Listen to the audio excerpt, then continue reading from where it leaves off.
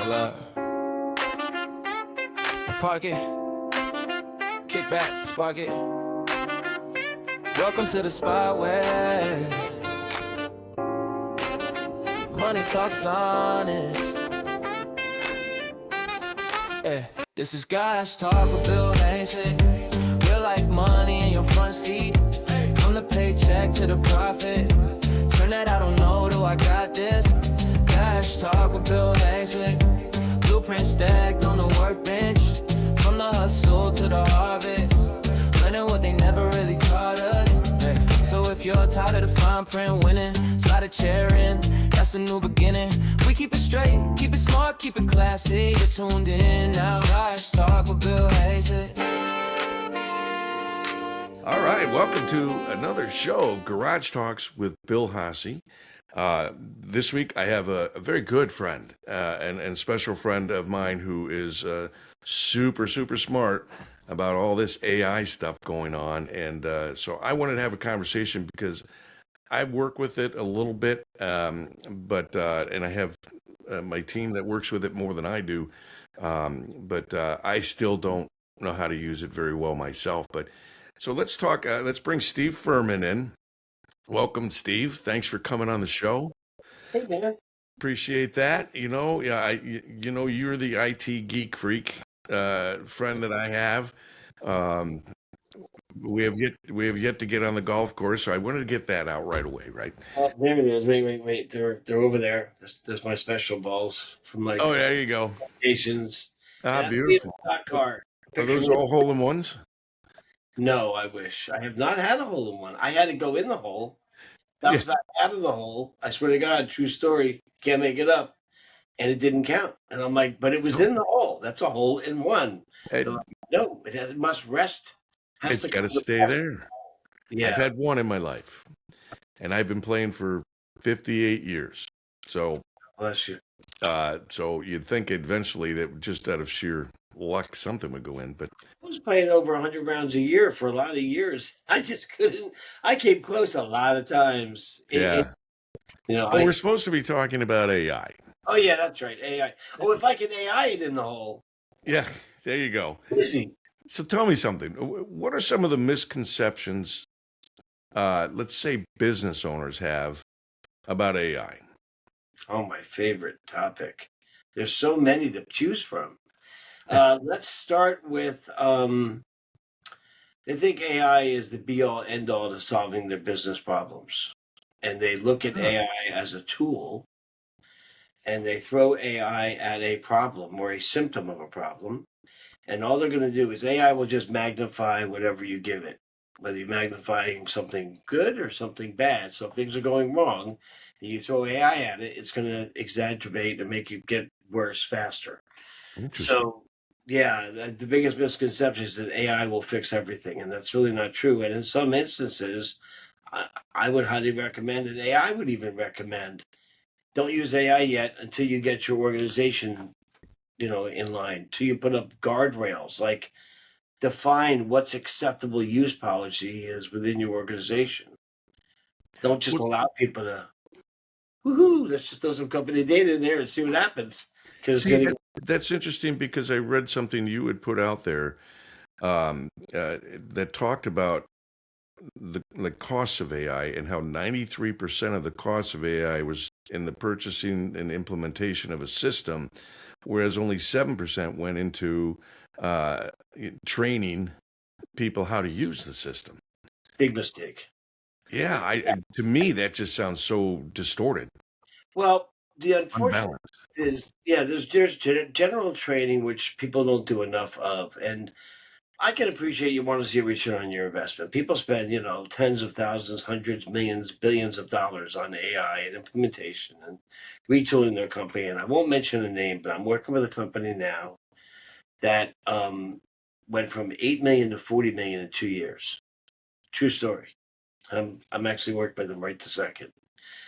And they've really, they have systems and processes, but it's like, it's not explained across the enterprise or across the executive team, and everyone works in their own little silos, and the owner of the business basically is not delegating as that person should. And when you don't delegate and you don't have a set of guidelines or rules set up for the organization, people do it their way, which is great. But if they disappear or if they quit or for whatever reason they're not there, the system and the process breaks. So you really need to set systems, processes, procedures, guardrails, decide on what your ethics and governance is going to be. Are you responsible to report to some sort of compliance agency? There's so much more to it than just AI. Is like, everybody thinks that AI is the solver. No, AI is a part of it, and used properly, it can really help you. But there's so much more to getting your business. How about cleaning your data? People think, what the heck is that? Well, you got to get out a scrub brush and you got to whip it really tight like this. No, I'm kidding.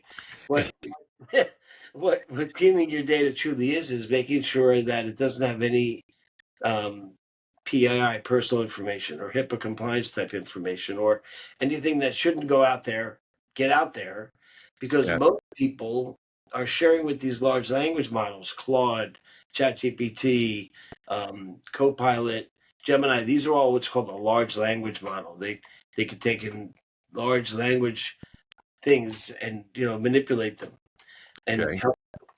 But it also has a large language model brain that it has all this information of the whole internet and every book that you ever thought of in the world in it, and you name it. But Well, it doesn't. so hold on there. So the one of the major problems, and I think this is probably very, very common, is simply not having processes and procedures in place to begin with. Yeah. So you bring in AI thinking that'll shore up everything, and it's just going to create more chaos. Well, used with the right guidance, you can use AI to help you write a standard operating procedure. You can use AI to give you some ideas on what a proper one is if you've never Yeah. made it. You're a small business, or even larger businesses they're just as bad. I can't even lie. Maybe they're worse because there's more people that mess up and are doing the wrong things. So maybe they're actually even worse than a small company. Who knows? But yeah, they don't have standard operating procedures documented. They don't have, you're going to love this one, because I am an executive business coach. I think in terms, and I've been a business owner for 40 years, I think in terms of EBITDA, ROI. Yeah. I think in terms of having the right people in the right seats on the bus doing the right things that I can wind up and just let them go. Those are the kind of employees I want around me. And they don't have a lot of these things in place. Well, Their tech team training, here. they don't do training. Well, I didn't even get there. That was the next thing is training is important on a product or a system that you're implementing.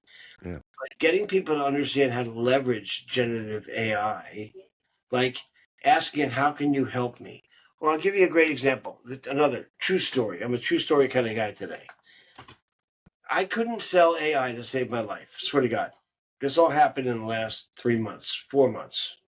Okay. I couldn't get anybody to buy it. Everybody loved my workshops. People would come and pay me to give workshops. And, they would have me give them proposals. And I would do amazing proposals that would take me days to get done. And I couldn't figure out why nobody was buying. So I said, you know what? I'm going to ask AI. Maybe it knows. So I happened to save all my transcripts from my recordings in Fathom, which is a note taker product, Okay. into a folder on Google called Zaps, ZAPS for Zapier. It's a communication tool that makes two applications talk to each other. Okay. Okay. So every time a Fathom recording is done, it saves a copy of the Zap in the folder. I took the last 10 or 12 sales calls, put them in a folder on my C drive on my Windows computer. And I said, okay, ChatGPT. And I dragged all these in. I said, here's 12 sales calls I've had over the last, forget the period, it's like 2.5, 3 months, whatever it was. I can't close a deal to save my life. Tell me what I'm doing right. Tell me what I'm doing wrong. Help me find my blind spots. Yeah. And report back to me. And it went through and it said, you're 100% trustable. They trust you. They instantly realize you're competent, know what you're talking about. They like you. You're demonstrating too much. You're going right to a demo way too quick. And they can't articulate what you do to their coworker. Yeah. I went, oh, my messaging. And what I used to say was, people were like, what do you do? Oh, I do AI. I help you with governance, ethics, and guardrails. And then I'd shut up, hoping somebody would say, well, what does that mean? But people just go, "Well," and walk away.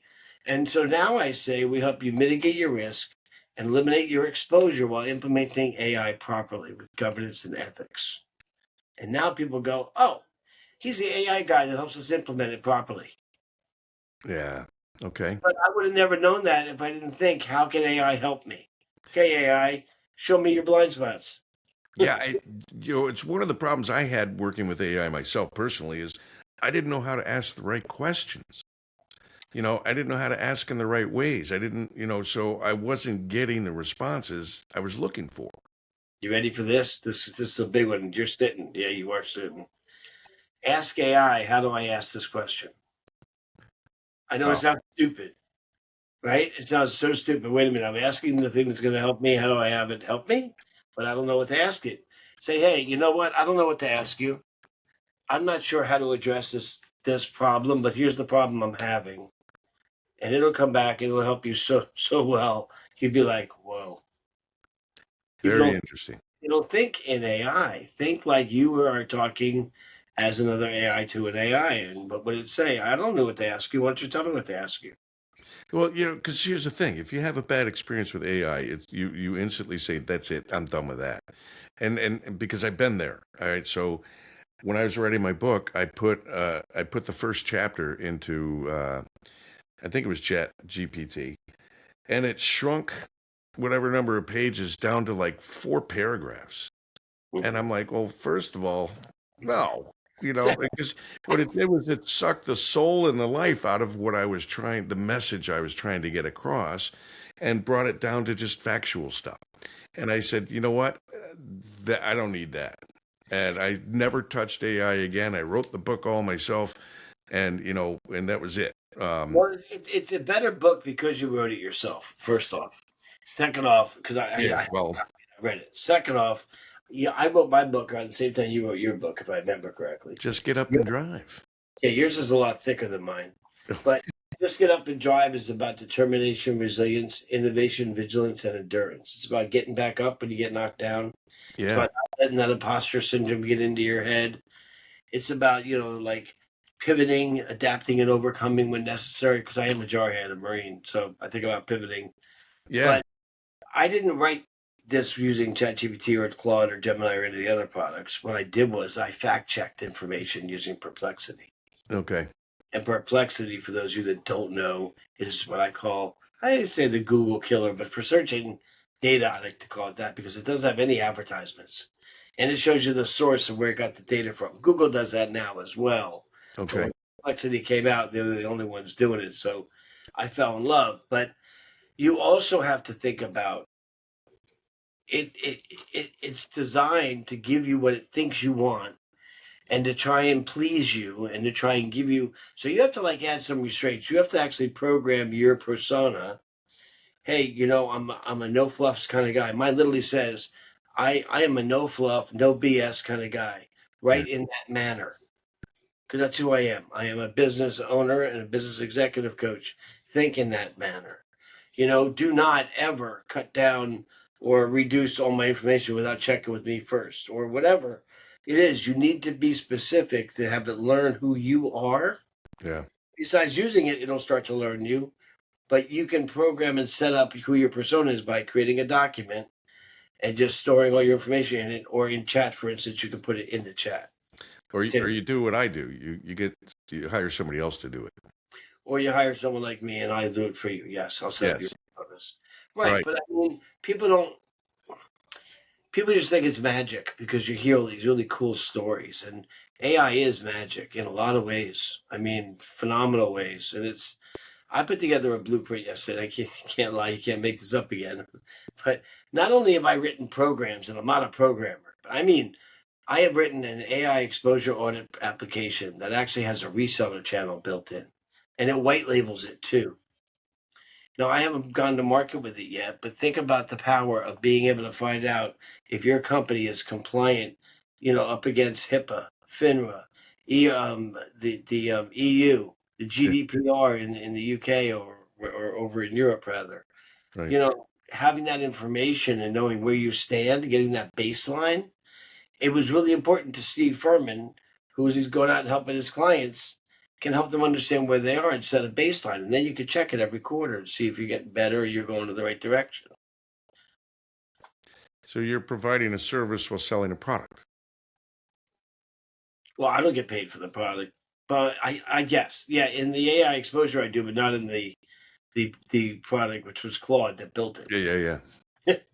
Yeah, no, and I love the book, by the way. I mean, who hasn't been knocked down? If you tell me you've never been knocked down out there listening in, you're lying. Yeah. You know, because we all have been beaten up, and Steve, you and I are entrepreneurs, so we know the word failure quite well. Failure is one step closer to success, man. Keep on failing. Yeah, it brings you a step closer to success. I agree. So I love that book, and can you hold it up one more time? Yeah, and I want to tell you can I tell you a little story about this cover? Okay. See Just the guy? Get Up and Drive by Steve Ferman. Right, it's on Amazon. Ferman. Thank you. See the guy? He's facing the wrong way, rowing the boat. Yeah. Well, ChatGPT did this in Dolly. I said, I want a guy rolling his boat towards the sunset, leaving the shore. And that's what it gave me, which is a pretty good picture. That's quite a wake. Yeah, that guy's rowing pretty strongly. He is going pretty fast, but this is really all about being in what's called the gap. And I'll give Dan Sullivan of the Strategic Coach props for this. Very interesting. Is when you're heading towards your goals and you're trying to reach your goals. And if you don't stop and turn around and look how far you've come, you end up in the gap and this feeling of defeatedness, like I haven't made it, when really you've come very far and, his shore is gone. There's no shore to look at anymore. And I paid somebody to artistically design my book cover. Well, sorry about that. Yeah. I'm learning my lesson, but because everybody asks me when I go around, I do book signings and such. They always ask, "Oh, you just wrote the one book?" Yeah, I know, and I've been thinking I've been doing AI long enough now. I think it's time for me to come out with my second book on AI. And yeah, I'm mulling ideas too, but it I'm not putting books out just for the sake of putting books out like many folks might do. But anyway, this is about AI. Why don't you give us a little bit of background of you and why I have you on this show as an AI expert? I mean, people are going to say, who is this guy? Oh my, this is a great story, but I'll try and keep it short because I'm pretty old. I built, bought, and sold 8 tech companies over the last 40 years. Managed services wasn't even called managed services when I was doing it back in 1983. So way back when, I've always been an innovator. I was doing online data backup in 2003 at $40 a gigabyte. Now I give Apple $10 for 2 terabytes. Things change, right? And then I started doing virtual desktops, complete hosted desktops in the cloud, servers and desktops in the cloud, quote unquote. It was really in the data centers because we didn't call it the cloud. So the cloud thing, sorry to interrupt you, but the cloud thing, I get emails several times a day telling me that my cloud thing has been, I owe money to pay for my cloud services or something, so they're turning it off. And I get like 5 a day, and it's like, who turns it back on that you keep turning it off? Yeah, nobody's really turning it off. Those are people probably spamming you, trying to get it's all spam. Absolutely. But I had true virtual desktop and virtual service. So you would be into your Windows session working when it's in the data center. You'd close that computer down, go to another location, physically connect to that computer screen. It's exactly where you left it. Okay. Like the old days of terminals, except it was your Windows computer. So I've always been a visionary when it comes down to. And I've always seen kind of the next trend. And I was at a scaling up coaching session. And this guy by the name of Chris Daigle from Chief AI Officer came in and started talking about this thing called AI. And I'm like, okay, what's AI? And he showed how you could look up some information and massage it and change it. Before you know it, poof, you had a presentation. I was like, in under 3 minutes, he had a whole presentation. I was like, whoa. So I said, I'm going to do a 5 dysfunctions of a team exercise with a client. I've got all these disc reports from all these 6 executives. I'm going to put them all in a chat GPT at the time. and it was like version 3.5, I think. So in AI world, that's like eons ago. I know it doesn't seem it's eons ago. And I said, tell me who would get along well and who would tell me who has the same traits. You get a report back on disk, which is a modus operandi. Basically who you are who you are. You think the way you think. You ingest information the way you ingest it. Some people like to see visuals, some Yeah. people like to read, but none of that ever changes. You just are physically who you are. But knowing that as an owner of a company and understanding what you're good at and what you're not good at gives you an uber advantage in putting people that work well together, that complement each other together or not, and having the right people in the right seats on the bus doing the right things. Wind them up, let them go, my kind of people. And I found out that the COO and the CEO were identical. And typically, when you have the same disc scores and you're identical, they butt heads, they clash because in this case, they're both high dominant Yep.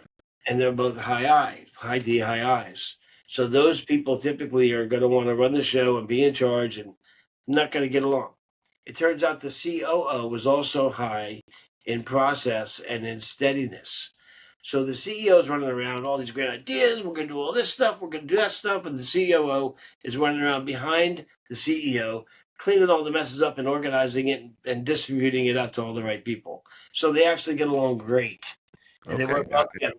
But I walked into the meeting and I was like, oh, hi, Joanne. Hi, John. Hi, Bill. Like I could tell who was who just because the AI gave me that information on who they intrinsically truly were as people. So I could just sit and observe and go, oh, I know who that is. You know what I mean? And that's when I really started my journey. All right, that's really interesting because when you're at that level, you're dealing with egos and such, and when you have a CEO that just is just sitting there coming up with ideas and throwing them out and saying, try this, try this, try this, try this, it can get a little crazy. I mean, I told you I'm starting businesses in 5 countries, and the gentleman who I'm partnering with, he's that kind of guy.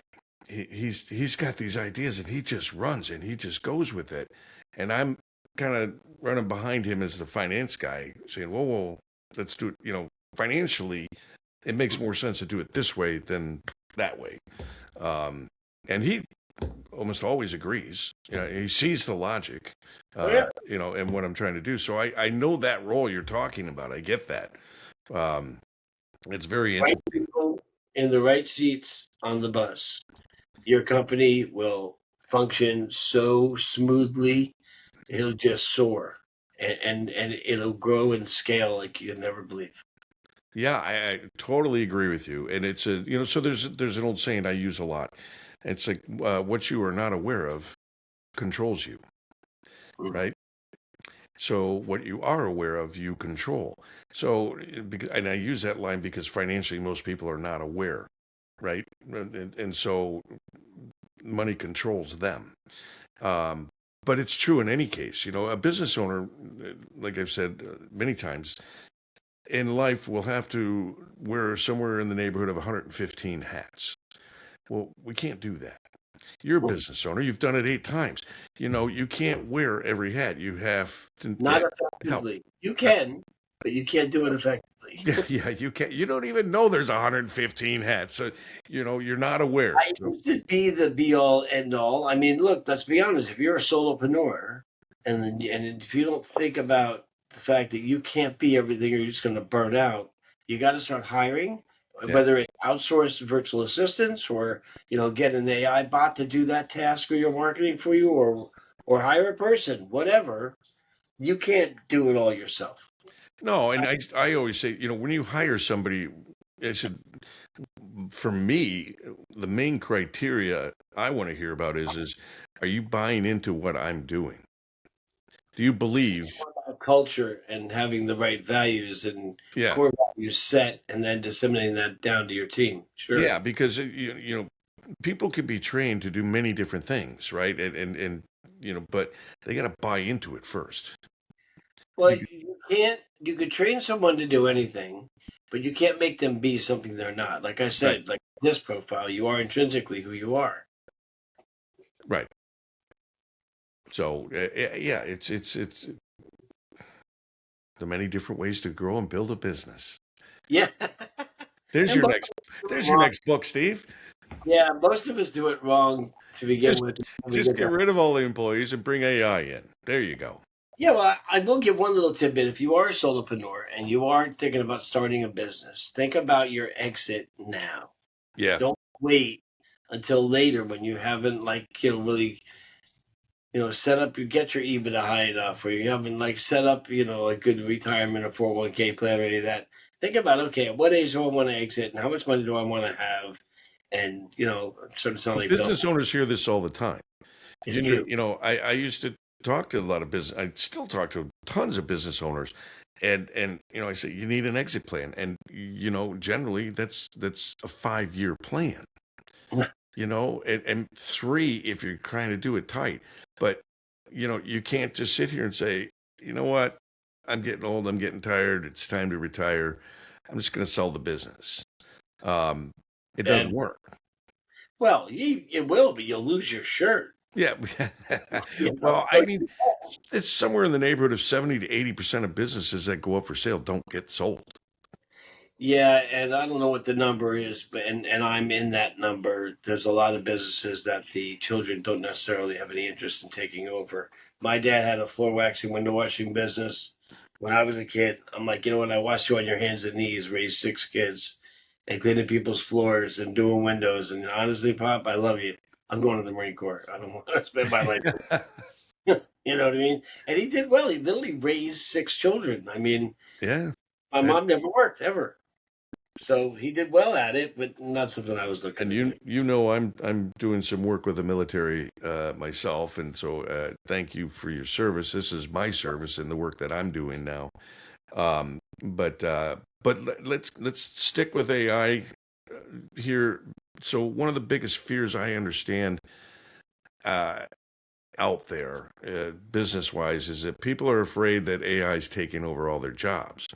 And I try to tell people, I said, no, there is a shift in the workforce occurring because of AI, but it's no different than the shift from the cotton machine that came out. When farmers didn't need as many workers in those fields anymore. The cotton gin came out, and so those workers moved to the city. Back in the 90s, there was a book called Who Moved My Cheese? I remember that book. And you remember that book, and I met those authors, and they it's a great book, and it applies here every bit as well as it did back in the 90s. When computers were doing so much more work. Well, they said when the internet came, it was going to, totally destroy us too, Yeah. and get rid of schools and everything else and whatever. Hey, Here's the I was the first person in the U.S. ever to trade electronically and pit trade at the same time. wow. And in the world's largest trading pit. I mean, it was chaos. But at the end of the day, we had 30-year veterans coming out of the trading pit saying, unbelievable, unbelievable what we Technology, just witnessed. yeah, technology can really, like I said before, it's a magnifying glass. It can make it really, really good, or it can make it really, really bad.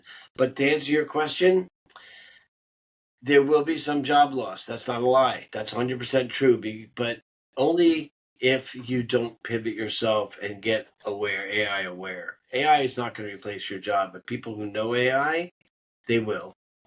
But that doesn't mean there aren't some mundane, routine tasks that people are doing as humans.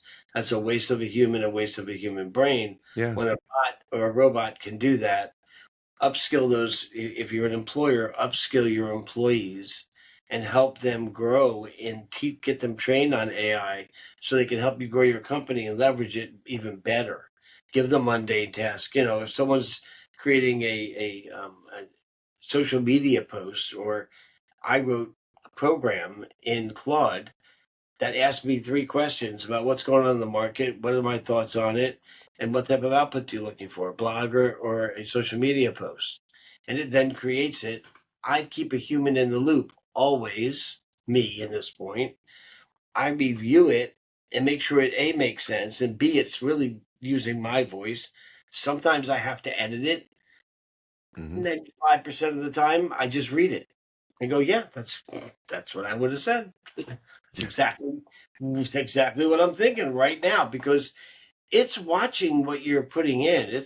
That's why I said, you need guardrails because it's aware of what's going on at all times. People say, a good example, you heard of geofencing? I've not heard of that. Where like, all of a sudden you're looking at something on your phone and you're looking at Tide, laundry detergent or on TV, or you mention it to somebody and poof on your phone, Tide shows up. Yeah. And you're like, they got to be listening to me, right? Yep. They're really not. It's just a matter of watching your patterns over time and then trying to present products that you may be interested in a Well, geographical area. It's called wait a minute. So, right. to that effect, so the other day, I decided I need new sunglasses. So I went on my computer and I started looking for sunglasses, specifically for golf. And now my social media is filled with every sunglass ever made known to mankind.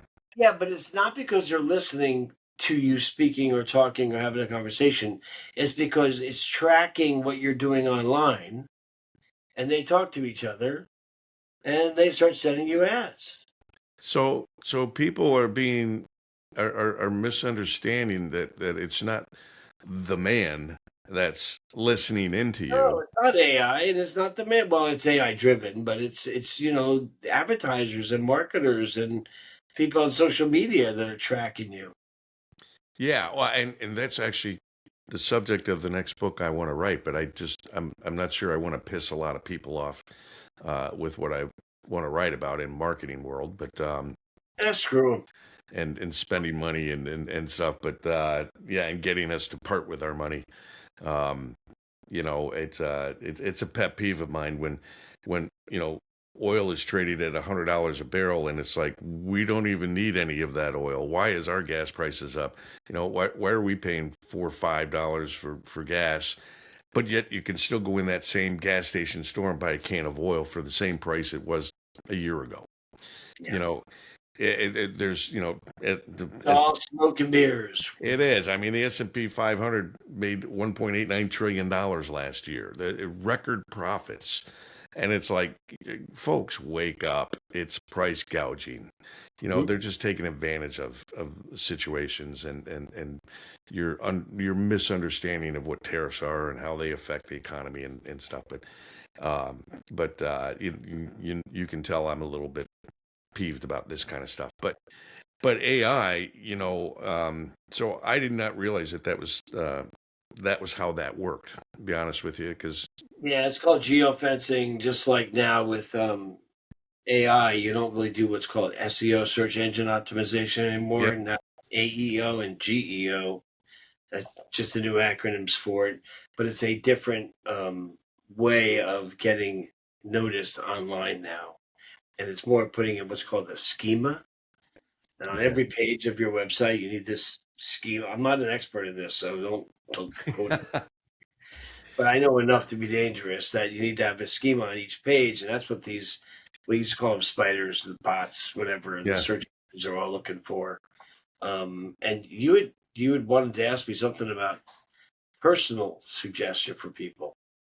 Yes. You wanted to ask me a question about how do people use it personally, if I remember. Well, because I'm a finance guy, and typically I like to lean in that direction. I was kind of wondering myself if you knew of ways in which AI was affecting us on a personal level financially. I mean, obviously, geofencing could be marketing that gets us to spend our money.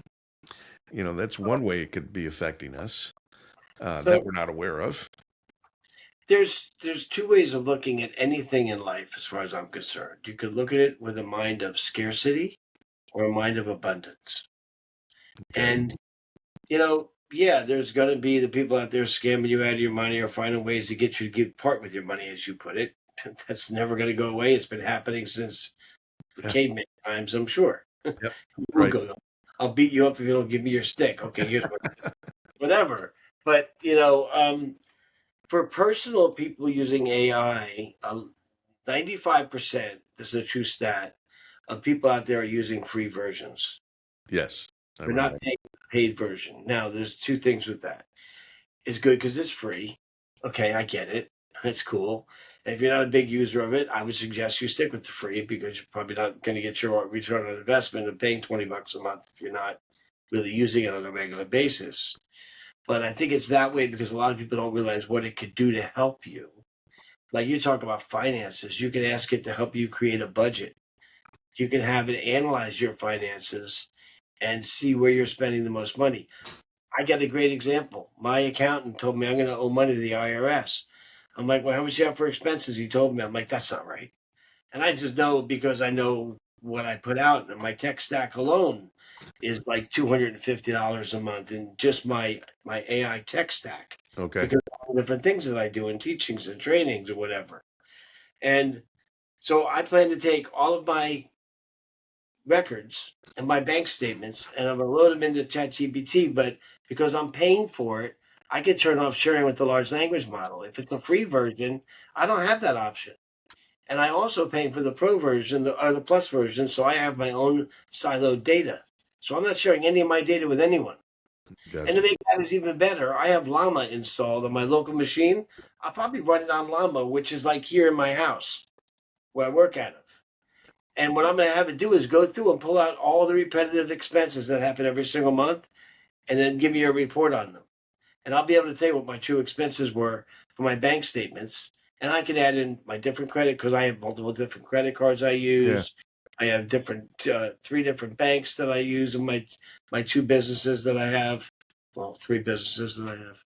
But anyway, so I'm going to leverage AI to help me figure out what my accountant hadn't been able to figure out, which is a whole other conversation. That's his job. Well, But on the personal side, though, most people don't even budget. Okay, it happens. There are people that do budgets and stuff, but people like AI, people have a misconception about budgets. They think it's just you just have to write all the numbers in every month and then you just put it away. no, And it's planning.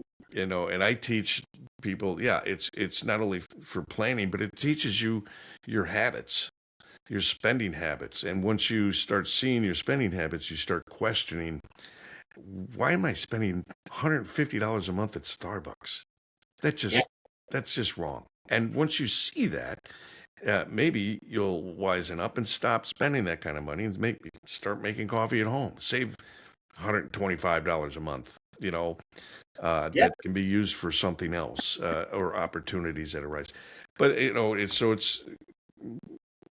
I understand you could put work with AI and budget, and I probably will need to start doing that myself That's very soon. one thing you can do. You can have it say, look, I want to go on a trip to Tuscany, Italy. I want you to find me the most cost effective way to get there. I want to stay in this type of a hotel. I want to do these types of things. I want to go on a wine tour or whatever. It'll design your whole trip, bookings. I I mean, wish I could do that because I'm traveling around the world here between now and October, and the problem I run into is um, the plans I have today will change tomorrow. So I might be going at the end of May to. that's a problem, AI notwithstanding. So that's nothing to do with AI. That's Yeah, to do with. no, that's not AI, but AI can't keep up with the movement of my calendar. No, but Um, I'm just saying, if you were looking to figure things out, you're looking. Here's the advice I give people on a personal level. How can AI help me do blah? What can AI do for me? And if you are protecting yourself and you've turned off sharing with large language models and you are not giving away your personal information or putting it out there, there's nothing that it can't help you figure out. I even created an application called Chaos to Clarity. It basically will help you organize your calendar, give you a task manager for all your tasks, organize all your appointments in your schedule. I mean, it's like hey, I'm Steve Ferman. I'm like, and it puts everything into a nice, application that will help you do it. And it didn't take me long to create it. I just asked it, here's my problem. How can you help me fix it? It said, oh, here, bleh. And it wrote a program, and there it which is was. very interesting. Well, I appreciate you coming on and helping bring some clarity to some misconceptions about AI. You raise probably more questions for I me, use it.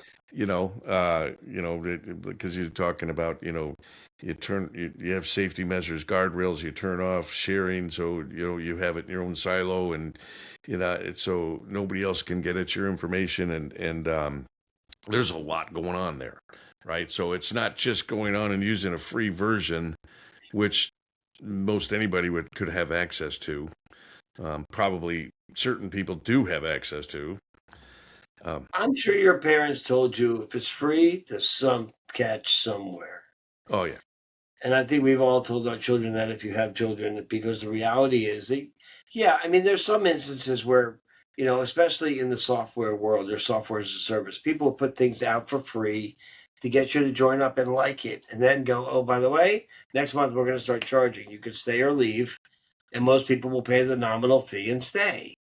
So it's a marketing tool. I get Well, that. absolutely, yeah. But for the most part, a company as big as like ChatGPT, believe me, they're not just doing it for a little ploy. They gave us a taste a while ago. Now it's all pay for play. But buyer beware. You're paying for it by sharing your information with them so they can leverage it and use it and learn or sell it or do whatever it is they're doing. Yeah.